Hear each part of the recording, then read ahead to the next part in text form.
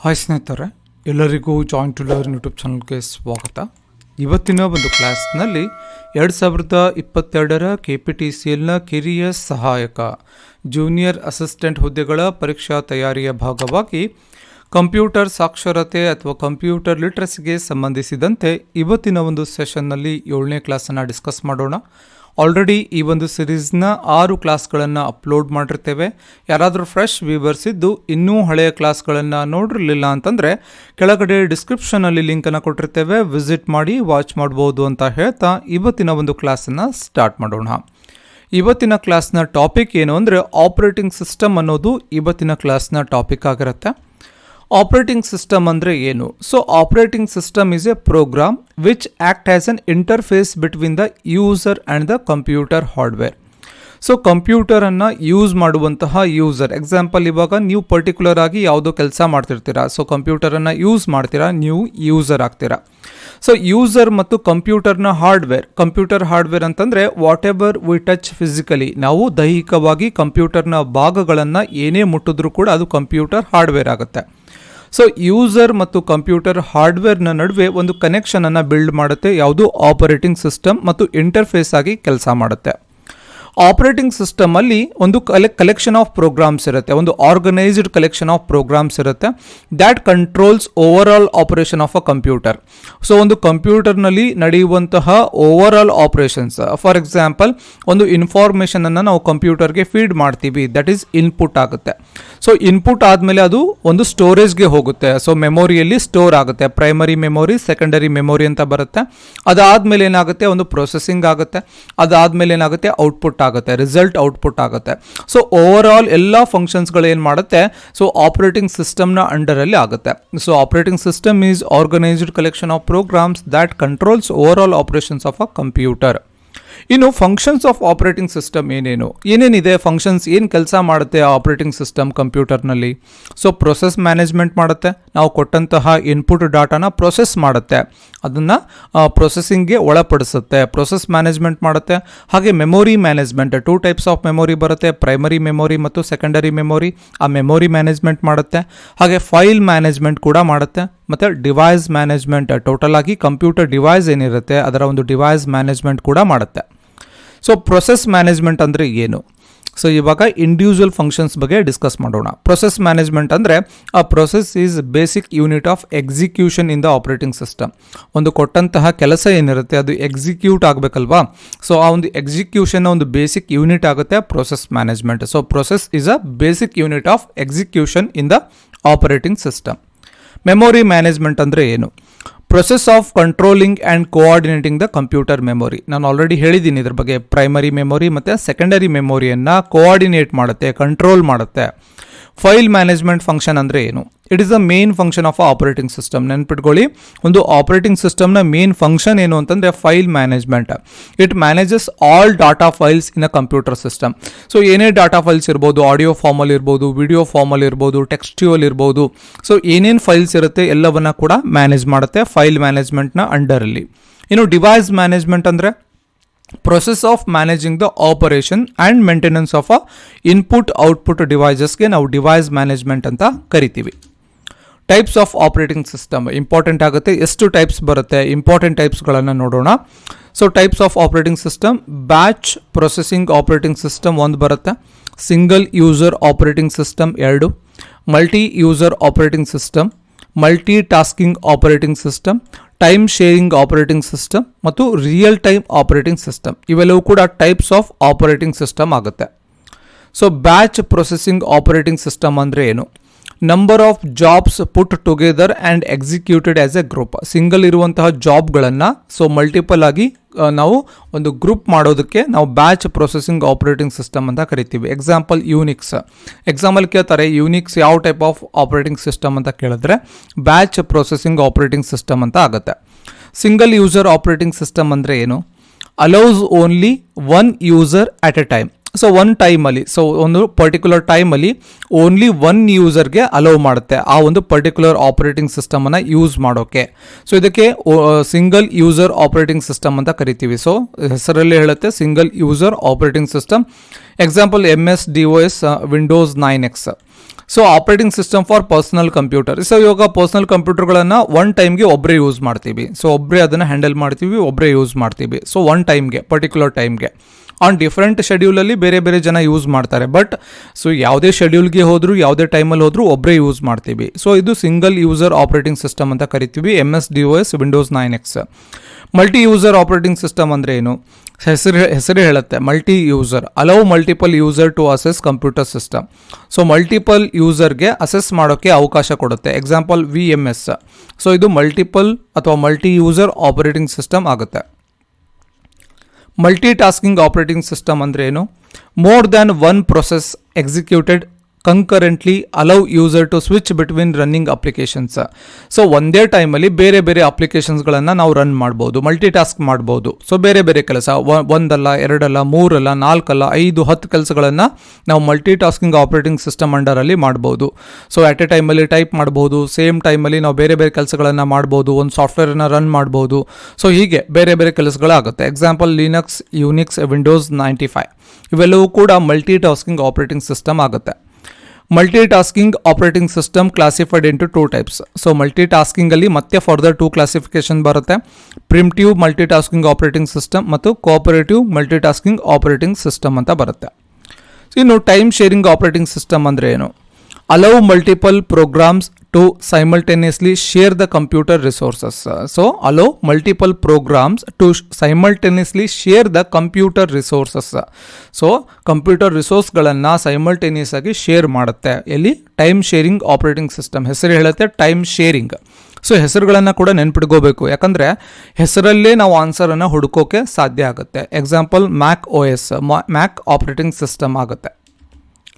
Real time operating system ಅಂದರೆ ಏನು? Designed to respond to an event within a predetermined time. Predetermined ಟೈಮಲ್ಲಿ ನಾವು ಒಂದು ಆಪರೇಟಿಂಗ್ ಸಿಸ್ಟಮನ್ನು ಡೆವಲಪ್ ಮಾಡಿರ್ತಾರೆ, ಒಂದು ರಿಯಾಕ್ಟ್ ಆಗೋಕ್ಕೆ. ರಿಯಲ್ ಟೈಮಲ್ಲಿ ರಿಯಾಕ್ಟ್ ಆಗಬೇಕು, ರಿಯಲ್ ಟೈಮ್ ಆಪರೇಟಿಂಗ್ ಸಿಸ್ಟಮ್. ಯಾಕೆ ಡಿಸೈನ್ ಮಾಡಿದ್ದಾರೆ ಅಂದರೆ to respond to an event. ಒಂದು ಇವೆಂಟ್ಗೆ ವಿತಿನ್ ಒಂದೇನು ಡಿಸೈಡ್ ಮಾಡಿರುವಂತಹ ಟೈಮ್ ಒಳಗಡೆ ಅದನ್ನು ರಿಯಾಕ್ಟ್ ಆಗಬೇಕು ಅಂತ ಇದನ್ನು ಡಿಸೈಡ್ ಮಾಡಿರ್ತಾರೆ. They are often used in applications such as flight reservation system, military applications. Star mark ಹಾಕೊಳ್ಳಿ. ಮಿಲಿಟರಿ ಅಪ್ಲಿಕೇಶನ್ಸ್ಗಳಲ್ಲಿ ಯಾವ ಆಪರೇಟಿಂಗ್ ಸಿಸ್ಟಮ್ ಯೂಸ್ ಮಾಡ್ತೀವಿ? Real time operating system.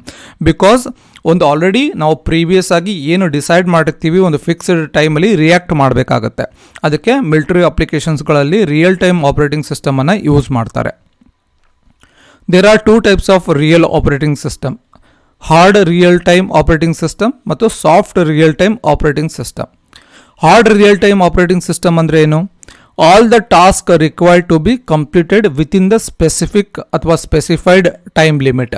ನಾವು ಏನೊಂದು ಟೈಮ್ ಲಿಮಿಟನ್ನು ಇಟ್ಟಿರ್ತೀವಿ, ಒಂದು ವಿತಿನ್ 15 ಮಿನಿಟ್ಸ್, ವಿತಿನ್ 15 ಮಿನಿಟ್ಸ್ ಅಂತ ನಾವು ಟೈಮನ್ನು ಫಿಕ್ಸ್ ಮಾಡಿದ್ರೆ ಆ ವಿತಿನ್ 15 ಮಿನಿಟ್ಸಲ್ಲೇ ಏನೇ ಟಾಸ್ಕನ್ನು, ಎಲ್ಲ ಟಾಸ್ಕ್ಗಳು ಏನೇನು ರಿಕ್ವೈರ್ ಇರುತ್ತೆ ಎಲ್ಲವೂ ಕೂಡ ಕಂಪ್ಲೀಟ್ ಆಗುತ್ತೆ. ಎಲ್ಲಿ? Hard real time operating system ಅಂಡರಲ್ಲಿ. Completed within the specified time limit. Soft real time operating system ಅಂದರೆ all the task are not required to be completed within the specific time. So specific ಟೈಮಲ್ಲಿ ಈ ಎಲ್ಲ ಟಾಸ್ಕ್ಗಳು complete ಆಗಬೇಕು ಅಂತ ಏನಿಲ್ಲ, ಅದು ಸಾಫ್ಟ್ ರಿಯಲ್ ಟೈಮ್ ಆಪರೇಟಿಂಗ್ ಸಿಸ್ಟಮ್ ಆಗುತ್ತೆ. ಯೂಸರ್ ಇಂಟರ್ಫೇಸ್ ಅಂದ್ರೇನು? System which provides the facility to the user to interact with the computer called user interface. ಇದಕ್ಕೆ ಯೂಸರ್ ಇಂಟರ್ಫೇಸ್ ಅಂತ ಕರಿತೀವಿ. User interact with the computer by using 2 kinds of interface. Graphical user interface ಮತ್ತು character user interface. Computer ಜೊತೆ user, ಕಂಪ್ಯೂಟರನ್ನು use ಮಾಡುವಂತಹ user two ಟೈಪ್ಸಲ್ಲಿ react ಮಾಡ್ತಾರೆ ಅಥವಾ interact ಮಾಡ್ತಾರೆ. ಒಂದು ಗ್ರಾಫಿಕಲ್ ಯೂಸರ್ ಇಂಟರ್ಫೇಸ್, ಎರಡನೇದಾಗಿ character user interface. Graphical user interface ಅಂದರೆ enable a person to communicate with a computer through the use of symbols, pointing devices, joystick ಆಗಿರ್ಬೋದು, ಬೇರೆ ಬೇರೆ pointing devices. It found in MP3 player ಮತ್ತು gaming device.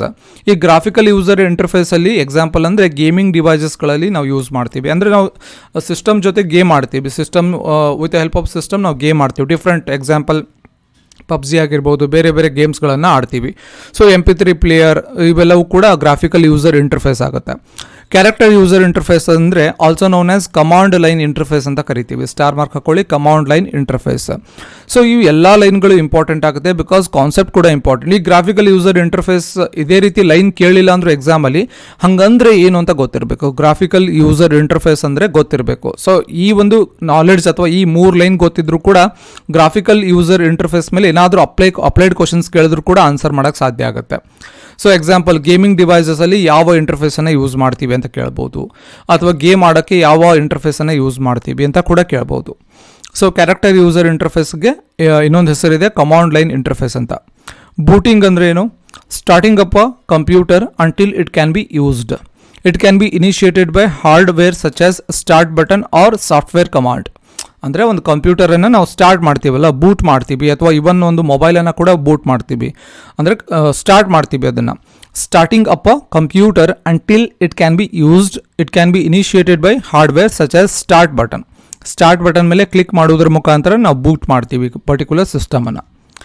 There are 2 types of booting. ಬೂಟಿಂಗಲ್ಲಿ ಮತ್ತೆ 2 types ಬರುತ್ತೆ, cold booting ಮತ್ತು warm booting. Cold booting ಅಂದರೆ when a computer is turned on after it has been completely shut down. So ಕಂಪ್ಯೂಟರನ್ನು shut down ಮಾಡಿರ್ತೀವಿ, shut down ಆದಮೇಲೆ ಮತ್ತೆ ಒಂದು ಕೆಲಸ ಮಾಡೋಕ್ಕೆ ರೀಸ್ಟಾರ್ಟ್ ಅಂದರೆ ಸ್ಟಾರ್ಟ್ ಮಾಡ್ತೀವಿ. ಅವಾಗ ಏನು ಮಾಡ್ತೀವಿ ನಾವು? ಬಟನನ್ನು ಪ್ರೆಸ್ ಮಾಡ್ತೀವಿ, ಸ್ಟಾರ್ಟ್ ಬಟನನ್ನು ಪ್ರೆಸ್ ಮಾಡ್ತೀವಿ, ಅಥವಾ ಒಂದು ಲ್ಯಾಪ್ಟಾಪಲ್ಲಿ ಮೇಲ್ಗಡೆ ಒಂದು ಸ್ಟಾರ್ಟ್ ಬಟನ್ ಇರುತ್ತೆ, ಅದನ್ನು ಪ್ರೆಸ್ ಮಾಡ್ತೀವಿ. ಇದಕ್ಕೆ ಕೋಲ್ಡ್ ಬೂಟಿಂಗ್ ಅಂತ ಕರಿತೀವಿ. ವಾರ್ಮ್ ಬೂಟಿಂಗ್ ಅಂದ್ರೇನು? When a computer is restarted. So ನೀವು ಬೇಕಾದರೆ ಸ್ಲೈಡಲ್ಲಿ ಒಂದು ಬಟನ್ ಇರುತ್ತೆ, ರೀಸ್ಟಾರ್ಟ್ ಅಂತ ಒಂದು ಆಪ್ಷನ್ ಇರುತ್ತೆ. ಸೊ ಲ್ಯಾಪ್ಟಾಪಲ್ಲಿ ಇರುತ್ತೆ ರೀಸ್ಟಾರ್ಟ್ ಅಂತ. ಇವನ್ ನಾವು ಪರ್ಟಿಕ್ಯುಲರ್ ಮೊಬೈಲನ್ನು ಕೂಡ ರೀಸ್ಟಾರ್ಟ್ ಮಾಡ್ತೀವಿ. ಸಮ್ಟೈಮ್ಸ್ ಏನಾದರೂ ಹ್ಯಾಂಗ್ ಆಯಿತು ಅಂದರೂ ಕೂಡ ರೀಸ್ಟಾರ್ಟ್ ಮಾಡ್ತೀವಿ. ಸೊ ಅದಕ್ಕೆ ವಾರ್ಮ್ ಬೂಟಿಂಗ್ ಅಂತ ಕರಿತೀವಿ. When a computer or a system restarted after pressing restart button. Restart button ಮೇಲೆ ಕ್ಲಿಕ್ ಮಾಡಿದ್ಮೇಲೆ ಅದು ರೀಸ್ಟಾರ್ಟ್ ಆಗುತ್ತೆ, ಅದಕ್ಕೆ ವಾರ್ಮ್ ಬೂಟಿಂಗ್ ಅಂತ ಕರಿತೀವಿ. ಸಮ್ ಇಂಪಾರ್ಟೆಂಟ್ ಆಪರೇಟಿಂಗ್ ಸಿಸ್ಟಮ್ ಯಾವುದು? Important operating system Unix, Apple Macintosh, Linux, Microsoft Windows, ಇವೆಲ್ಲವೂ ಕೂಡ ಇಂಪಾರ್ಟೆಂಟ್ ಆಪರೇಟಿಂಗ್ ಸಿಸ್ಟಮ್ ಆಗುತ್ತೆ. ಯುನಿಕ್ಸ್ ನೋಡಿ, ಯುನಿಕ್ಸ್ ಬಗ್ಗೆ first version of Unix developed in 1969 by Ken Thompson and Dennis Ritchie. So ಇದು first Unix development ಆಗಿದ್ದು 1969 ಯಾರು? Ken Thompson ಮತ್ತು Dennis Ritchie. Apple Macintosh it was introduce in 1984, 1984 introduce ಆಗುತ್ತೆ by Steve Jobs. So ಆ್ಯಪಲ್ನ founder ಆಗ್ತಾರೆ. IPhone ಎಲ್ಲ use ಮಾಡ್ತಿರ್ತಾರೆ ಸುಮಾರು ಜನ, ಐಫೋನ್ ಪ್ರಾಡಕ್ಟ್ಸ್ ಏನೇನು ಬರುತ್ತೆ. So Apple products, Apple Macintosh, Apple ಕಂಪ್ನಿಯ ಒಂದು ಫೌಂಡರ್ ಕೂಡ ಆಗ್ತಾರೆ Steve Jobs. And initially named as system software. ಮ್ಯಾಕಿಂತೋಸ್ಗೆ ಇನಿಷಿಯಲಿ ಸಿಸ್ಟಮ್ ಸಾಫ್ಟ್ವೇರ್ ಅಂತ ನೇಮಿಂಗ್ ಮಾಡಿರ್ತಾರೆ, which later renamed as Mac O S, Mac operating system ಅಂತ ಕರಿತೀವಿ. Linux first released in 1991 by Linus Torvalds. It is an open source software. ಇನ್ನು Microsoft Windows, it is an operating system based on graphical user interface developed by Microsoft Windows. MS-DOS, so Microsoft disk operating system ಅಂತ ಕರಿತೀವಿ. The DOS operating system was developed by Microsoft in 1980 by micro computers. MS-DOS was first operating system that run on PC developed by IBM Corporation in 1981. Structure of DOS consists of 4 essential programs. Boot record, basic input-output system, the MS-DOS sys program, the command.com program. ಇವೆಲ್ಲವೂ ಕೂಡ structure of DOS ಆಗುತ್ತೆ. Structure of DOS. Important extensions and their meanings, ಇದು important ಆಗುತ್ತೆ exam point of view. .exe ಅಂದರೆ executable files ಅಂತ ಕರಿತೀವಿ. ಸ್ಕ್ರೀನ್ಶಾಟನ್ನು ತಗೊಳ್ಳಿ. So ಈ ಒಂದು ಸ್ಲೈಡ್ನ ಸ್ಕ್ರೀನ್ಶಾಟ್ ತೊಗೊಳ್ಳಿ, ಸಾಧ್ಯವಾದರೆ ನೋಟ್ ಡೌನ್ ಕೂಡ ಮಾಡ್ಕೊಳ್ಳಿ. .com ಅಂತಂದರೆ ಕಮಾಂಡ್ ಫೈಲ್ಸ್. ಎಕ್ಸಾಂಪಲ್ www.com ಅಂತ ಕರಿತೀವಲ್ಲ, www.com. ಸೊ ಅದೇ ರೀತಿ ಬೇರೆ ಬೇರೆ ವೆಬ್ಸೈಟ್ ಇರುತ್ತೆ, mastmaka.com, ಹೀಗೆ ಬೇರೆ ಬೇರೆ ವೆಬ್ಸೈಟ್ಸ್ ಇರುತ್ತೆ. gktoday.com, ಸೊ wikipedia.com, ಹೀಗೆ ಬೇರೆ ಬೇರೆ ವೆಬ್ಸೈಟ್ಸ್ ಇರುತ್ತೆ. .com ಅಂದರೆ ಕಮಾಂಡ್ ಫೈಲ್ಸ್ ಅಂತ ಕರಿತೀವಿ. .bat ಅಂತಂದರೆ ಬ್ಯಾಚ್ ಫೈಲ್ಸ್ ಅಂತ ಕರಿತೀವಿ. So www.join2learn.com. .com ಅಂದರೆ ಕಮಾಂಡ್ ಫೈಲ್ಸ್. .doc ಅಂದರೆ ಡಾಕ್ಯುಮೆಂಟ್ ಫೈಲ್ಸ್. .txt ಅಂದರೆ ಟೆಕ್ಸ್ಟ್ ಫೈಲ್ಸ್. .prg ಅಂದರೆ ಪ್ರೋಗ್ರಾಮ್ ಫೈಲ್ಸ್. .ovr ಅಂದರೆ ಓವರ್ಲೇಸ್ .sys ಅಂತಂದರೆ ಸಿಸ್ಟಮ್ ಫೈಲ್ಸ್. ಸೊ ಈ ಪಾಯಿಂಟ್ಗಳು ಕೂಡ ಇಂಪಾರ್ಟೆಂಟ್ ಆಗುತ್ತೆ, ಎಕ್ಸ್ಪ್ಯಾಂಡ್ ಮಾಡೋಕ್ಕೆ ಹೇಳ್ತಾರೆ. The MS-DOS commands 2 types of commands ಬರುತ್ತೆ, ಇಂಟರ್ನಲ್ ಕಮಾಂಡ್ ಮತ್ತು ಎಕ್ಸ್ಟರ್ನಲ್ ಕಮಾಂಡ್. ಇಂಟರ್ನಲ್ ಕಮಾಂಡ್ ಅಂದರೆ these commands are automatically loaded into main memory when booting process gets completed. So ಯಾವಾಗ booting process, 2 type of booting ಬರುತ್ತೆ ಅಂತ ಹೇಳಿದೆ, 2 types, warm booting ಮತ್ತು cold booting ಅಂತ. So ಇವಾಗ internal ಕಮಾಂಡ್ಸಲ್ಲಿ 2 types ಬರುತ್ತೆ. ಇದು MS-DOS ಕಮಾಂಡ್ಸಲ್ಲಿ ಇಂಟರ್ನಲ್ ಕಮಾಂಡ್ ಮತ್ತು ಎಕ್ಸ್ಟರ್ನಲ್ ಕಮಾಂಡ್. ಇಂಟರ್ನಲ್ ಕಮಾಂಡ್ ಅಂತಂದರೆ these commands are automatically loaded into main memory when booting process gets completed. Example date, time, VR. External commands ಅಂದರೆ these commands require external files to be loaded in computer to run. External files ಬೇಕಾಗುತ್ತೆ ಒಂದು ಕಂಪ್ಯೂಟರ್ನಲ್ಲಿ run ಆಗಬೇಕು ಅಂದರೆ. Example checking disk, ಹಾಗೆ comparing disk. Mobile operating system, ಇದ್ರ ಬಗ್ಗೆ ನೋಡೋಣ. This operating system operates on smartphone. ನಾವು ಮೊಬೈಲಲ್ಲಿ ಯೂಸ್ ಮಾಡ್ತೀವಿ ಇದನ್ನು. ಸೊ ಪ್ರೆಸೆಂಟ್ ಎಲ್ಲರೂ ಕೂಡ ಸ್ಮಾರ್ಟ್ಫೋನ್ಗಳನ್ನು ಯೂಸ್ ಮಾಡ್ತಿದ್ದೀರಾ. ಎಲ್ಲರೂ ಈ ವಿಡಿಯೋನ ಯಾರ್ಯಾರು ನೋಡ್ತಾ ಇದ್ದೀರಾ ಎಲ್ಲರೂ ಕೂಡ ಸ್ಮಾರ್ಟ್ಫೋನ್ ಯೂಸ್ ಮಾಡ್ತಾ ಇದ್ದೀರಾ. ಸೊ ನಿಮ್ಮ ಮೊಬೈಲಲ್ಲೂ ಕೂಡ ಒಂದು ಮೊಬೈಲ್ ಆಪರೇಟಿಂಗ್ ಸಿಸ್ಟಮ್ ಇರುತ್ತೆ, ಈವನ್ ಟ್ಯಾಬ್ಲೆಟಲ್ಲಿ ಇರುತ್ತೆ, ಹಾಗೆ ಡಿಜಿಟಲ್ ಮೊಬೈಲ್ ಡಿವೈಸಲ್ಲಿ ಕೂಡ ಇರುತ್ತೆ. It controls mobile devices and design to support wireless communication.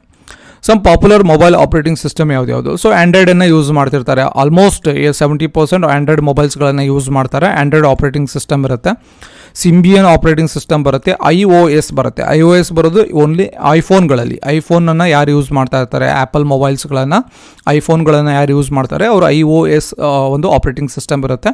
ಹಾಗೆ ಬ್ಲ್ಯಾಕ್ಬೆರಿ ಆಪರೇಟಿಂಗ್ ಸಿಸ್ಟಮ್ ಬರುತ್ತೆ, one of the securest operating system ಆಗಿರುತ್ತೆ ಬ್ಲ್ಯಾಕ್ಬೆರಿ. ಹಾಗೆ ವಿಂಡೋಸ್ ಫೋನ್ ಕೂಡ ನೋಕಿಯಾದಲ್ಲಿ ವಿಂಡೋಸ್ ಆಪರೇಟಿಂಗ್ ಸಿಸ್ಟಮನ್ನು ಇನ್ಸ್ಟಾಲ್ ಮಾಡಿದರು. ಸೊ ಇದ್ರ ಪ್ರೆಸೆಂಟ್ ಅಷ್ಟು ಸರ್ಕ್ಯುಲೇಟ್ ಇಲ್ಲ.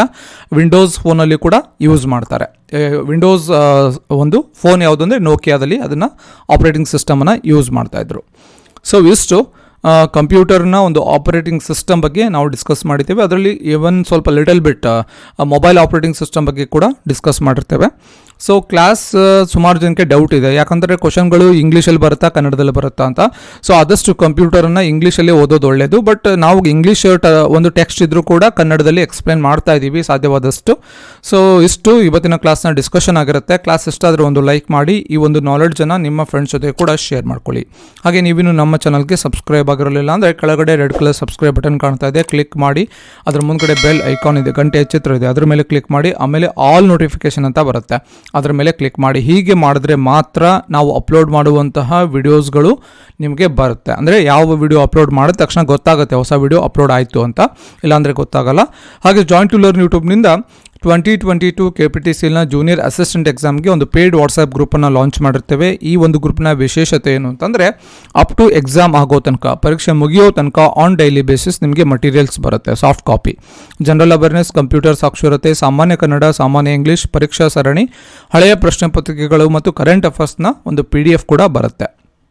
ಸೊ ಈ ಒಂದು PDF ಬಗ್ಗೆ ಹೆಚ್ಚಿನ ಮಾಹಿತಿ ಅಥವಾ ಈ ಒಂದು ಗ್ರೂಪ್ಗೆ ಜಾಯ್ನ್ ಆಗಬೇಕು ಅಂತಂದರೆ ಈ ಒಂದು ನಂಬರ್ಗೆ ವಾಟ್ಸಪ್ ಮೆಸೇಜ್ ಮಾಡೋದ್ರ ಮುಖಾಂತರ ಜಾಯ್ನ್ ಆಗ್ಬೋದು. 450 ರೂಪೀಸ್ನ ಕೋರ್ಸ್ ಇರುತ್ತೆ. ಸೊ 450 ರೂಪೀಸ್ನ ಕೋರ್ಸ್ ಇರುತ್ತೆ. ಸೊ ಈ ಒಂದು ಕೋರ್ಸ್ಗೆ ಜಾಯ್ನ್ ಆಗಬೇಕು ಅಂತಂದರೆ 450 ರೂಪೀಸ್ನ ಫೋನ್ಪೇ ಆರ್ ಗೂಗಲ್ ಪೇ ಮಾಡಿ, ಸ್ಕ್ರೀನ್ಶಾಟ್ ನಿಮ್ಮ ಹೆಸರು 2022 KPTCL JA ಅಂತ ಹೇಳಿ ಒಂದು ವಾಟ್ಸಪ್ ಮೆಸೇಜ್ ಮಾಡೋದ್ರ ಮುಖಾಂತರ ಜಾಯ್ನ್ ಆಗ್ಬೋದು. ಇವನ್ ಕಾಲ್ ಕೂಡ ಮಾಡಿ ಎನ್ಕ್ವೈರಿ ಕೂಡ ಮಾಡ್ಬೋದು. ಹಾಗೆ ಕೆಳಗಡೆ ಡಿಸ್ಕ್ರಿಪ್ಷನಲ್ಲಿ ಜಾಯಿನ್ ಟು ಲರ್ನ್ ಟೆಲಿಗ್ರಾಮ್ ಲಿಂಕನ್ನು ಕೊಟ್ಟಿರ್ತೀನಿ, ಅಲ್ಲಿ ಕೂಡ ಜಾಯ್ನ್ ಆಗಿ ಫಾಲೋ ಮಾಡಿ.